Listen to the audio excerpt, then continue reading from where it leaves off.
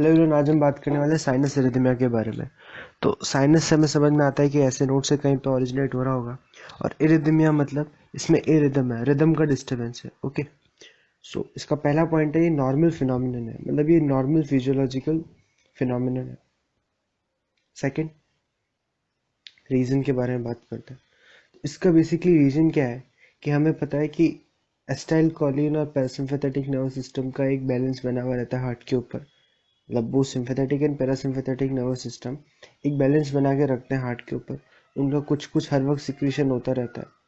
But अगर इसमें fluctuations आए, पैरासिम्पैथेटिक नर्वस सिस्टम या सिंपैथेटिक नर्वस सिस्टम के डिस्चार्ज में अगर फ्लक्चुएशंस आए, तो उसकी वजह से हार्ट रेट इंक्रीज और डिक्रीज कर सकती है।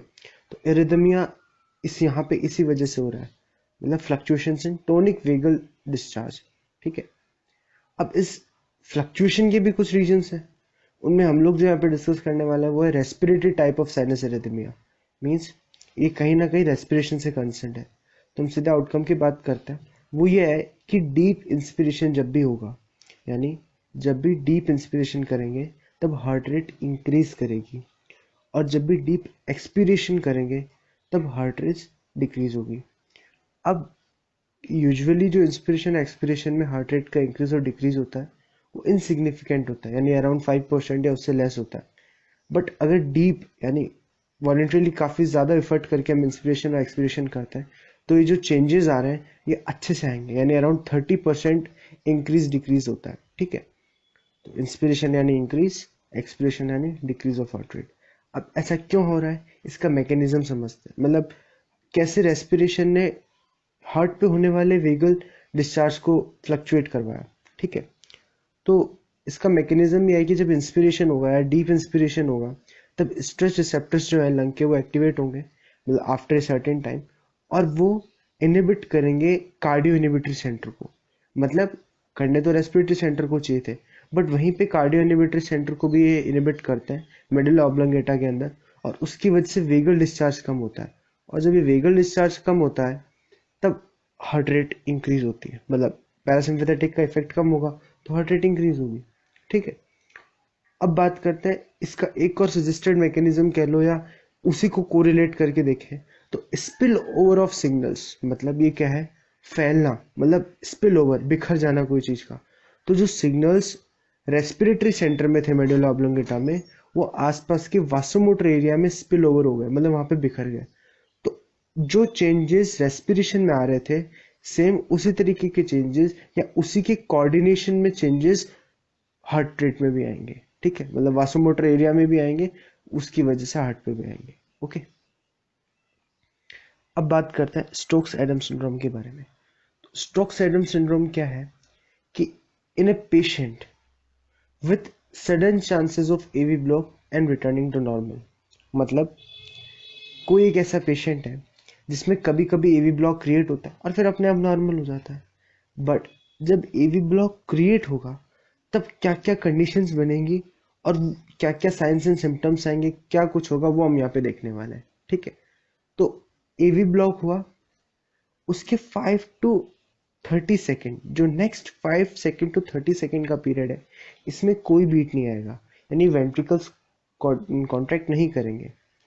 रीजन देखते हैं, बट नेक्स्ट देखते हैं। और 5 to 30 सेकेंड्स के इंटरवल के बाद में एक न्यू पेसमेकर क्रिएट होगा, यानी अब ऐसे नोड से तो सिग्नल्स नहीं आ रहे, तो जहां पे भी ईवी बंडल में या ईवी नोड पे ब्लॉक आए, उसके बाद से कहीं पे एक नया पेसमेकर क्रिएट होगा, और फिर उसकी वजह से कॉन्ट्रैक्शंस होने लगेंगे।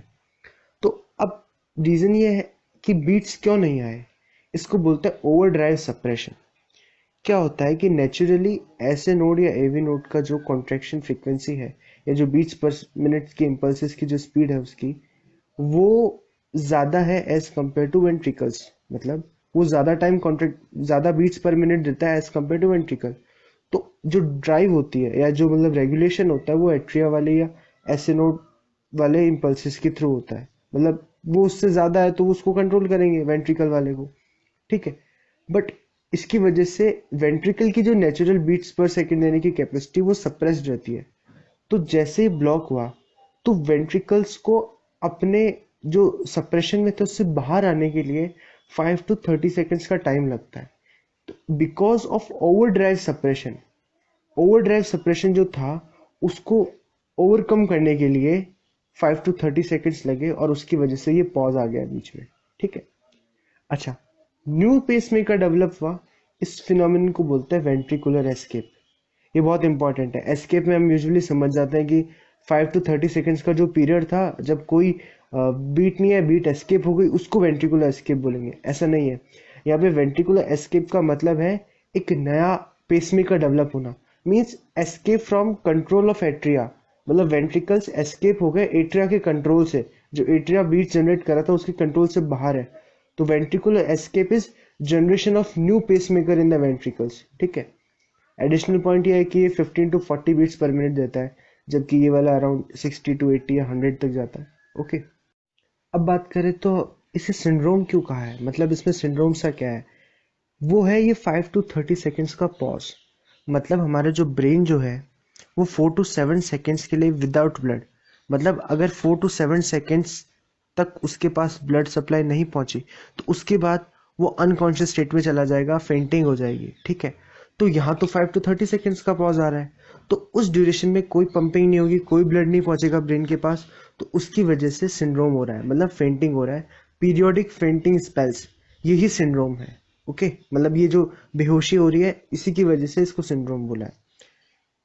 अब बात करें ट्रीटमेंट की, तो ट्रीटमेंट बेसिकली इसके लिए ये है कि वैसे तो ये सडन है, मतलब कभी एवी ब्लॉक क्रिएट होता है, फिर थोड़ी देर बाद यानी आवर्स में, मिनट्स में या कई बार वीक्स में वापस आ जाता है, मतलब एवी ब्लॉक हट जाता है और वापस एट्रिया के कंट्रोल में आ जाता है वेंट्रिकल्स।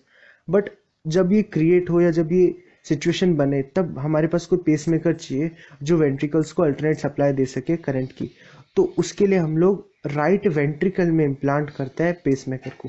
ये बहुत इंपॉर्टेंट है, पेसमेकर अलग अलग जगह इम्प्लांट्स किए जाता है, बट इस पर्टिकुलर कंडीशन में राइट वेंट्रिकल में हमें इसे इम्प्लांट करना होगा, ठीक है। So that's all for today's video. अगर आपको अच्छा लगा हो तो इसे लाइक कीजिएगा और हमारे इस चैनल को सब्सक्राइब कीजिएगा और ऐसे वीडियोस के लिए।